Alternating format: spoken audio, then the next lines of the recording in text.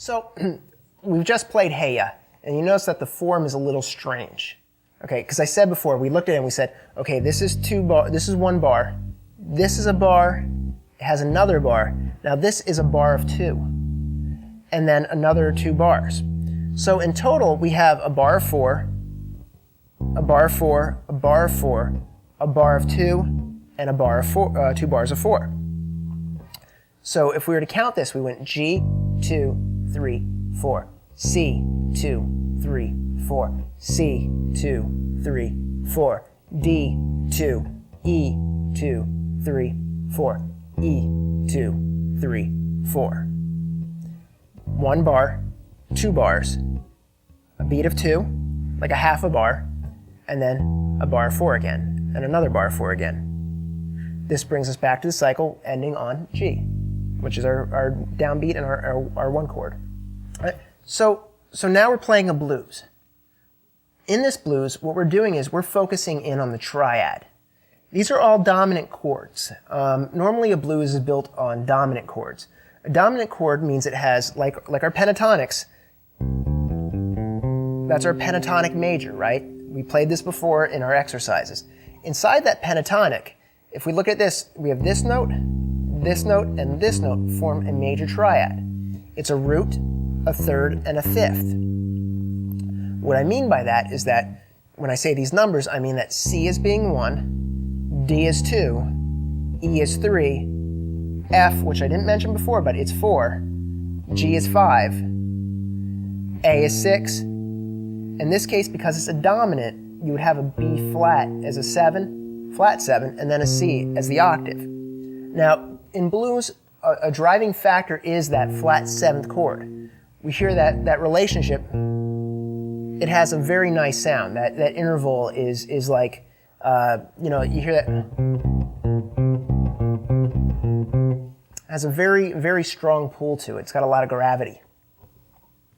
Now, in this progression, we're playing C, F, and G. And what we're playing in the bass part is we're playing all major triads. So the first triad we're playing is C, E, G. The second triad we're playing is F, A, C. And the final triad is G, B, D. Okay, so what we're focusing on is the triad, the major triad in this blues. And we're creating a walking bass line, which means that we're using quarter notes and creating movement in a walking pattern. And as I said, we're starting with the C major triad, C, E, G, the F major triad, F, A, C, and the G major triad, G, B, D. Now we're using them in a different order. This is a blues, so it's categorized by a 1-4-5 progression.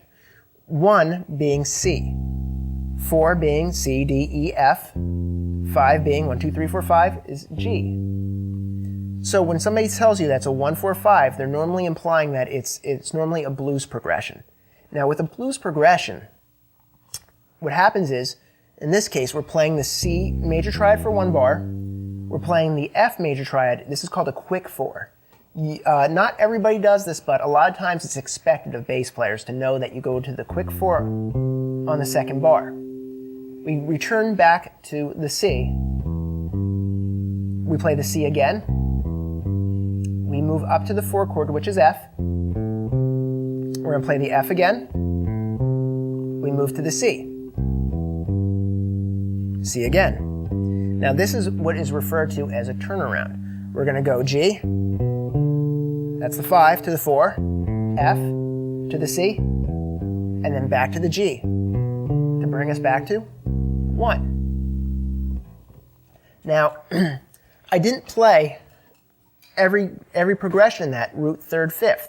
We have the option of moving back and forth, meaning that we could start root, 3rd, 5th, or we could start at the octave and go octave, 5, 3, 5, 3, 5. Or we go root, 3rd, 5, 3rd, or root, 5, 3, root. That's a nice little sound there. It works out nice.